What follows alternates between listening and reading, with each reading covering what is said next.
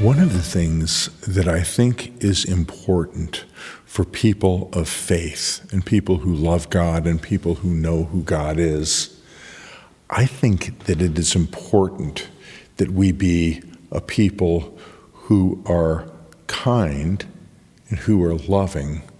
But I also think that it is important that we be a people who are strong.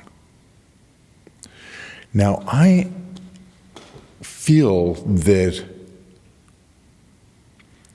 those who lead spiritual communities have to be people who operate out of strength, not out of weakness.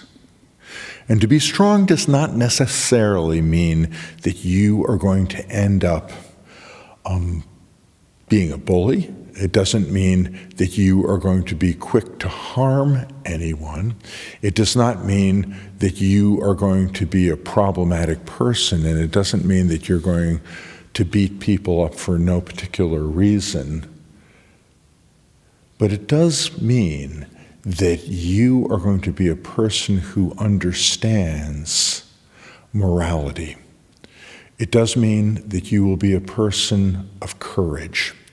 It does mean that you will be a person who is known for your being involved with doing amazing things.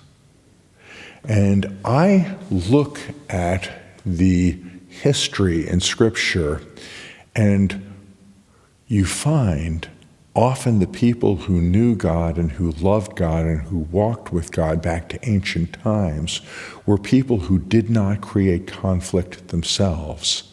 But from time to time, God would either call his people to battle, call his people to war, or call his people to stop the move of evil. And I don't get out much, and maybe there are all sorts of things going on that I don't see, but I have not been running into people of faith talking about morality, talking about courage, and talking about being protectors. And I really think that this is very much what men of faith are called to do and called to be. And I really think that there are people in our society who give themselves over to evil, and when they give themselves over to evil, what they want to discourage is they want to discourage men who are going to stand up and morally say, no, you're not allowed to do that. And I really think that the understanding of our need of people of courage, people of faith, and people of moral clarity will ultimately raise up a generation of people who are strong, a people who will say, God says, a people who will say, you are not allowed to do this because it's evil, it's wicked, it's unrighteous, and it does not glorify God. And so I just really want to encourage those who are walking with the Lord not to go out and pick unnecessary fights, not to be given over to brawls and to fights over unnecessary things, but to understand when someone is operating out of evil and out of wickedness, there needs to be those who are going to say no. And I really think of things that have gone on through history, and I think of Stalin and the communist revolution and the harm that was done to Eastern Europe. And my wish is that there had been leaders there who could have said to Stalin, no. And I look at the point in Eastern Europe where people came out and said no, and how quickly what seemed like an empire that could never come apart would end up being taken down. And the strength of the people like Lech Walesa in Poland, and how they stood against evil, and how others in Eastern Europe saw the example and stood against evil, and how even those who were involved in the communist government, like Gorbachev, would end up coming to a place where they were going to end up transforming the world. And sometimes strength comes from within the system, and sometimes strength opposes the system.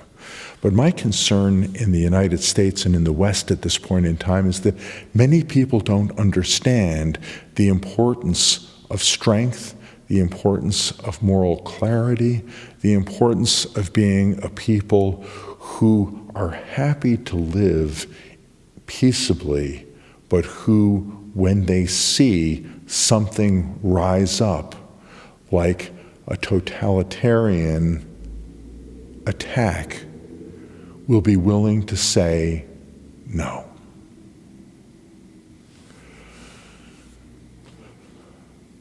Ultimately, there was not enough internal strength in Germany in the 1930s to oppose the Third Reich. But God was gracious and God was kind, and God put together a coalition of those who would ultimately stop the immoral and the wicked. And I know that in the American media at this point in time, there is an attempt that is happening on both sides of the media to portray the other as being totally evil and totally wicked. And it is our responsibility at this point in time to pray and to seek God and to understand what is going on around us. And we should not be quick to go to war against people who are not like us, but we also should not lay down and allow wickedness to become ascendant.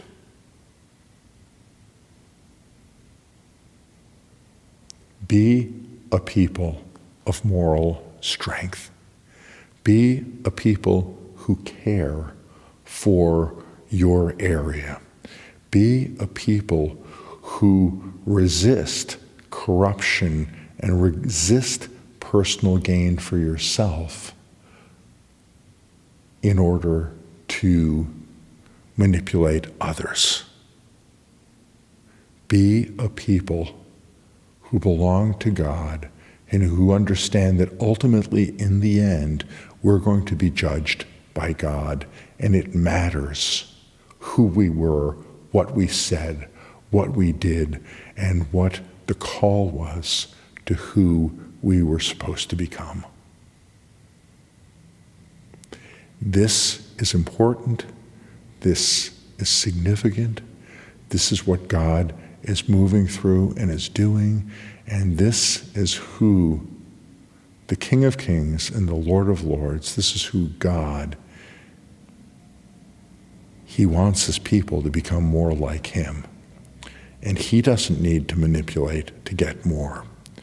We don't need to manipulate to get more. But we do need to be a people of strength, a people of integrity, and a people who morally know what is good and what is evil, and who stand against wickedness and corruption. And when we do this, what's going to end up happening is we are going to leave behind a better world for the next generation. And this will continue to happen until Messiah comes and rules and reigns and shows us how it was always supposed to be done. Shalom.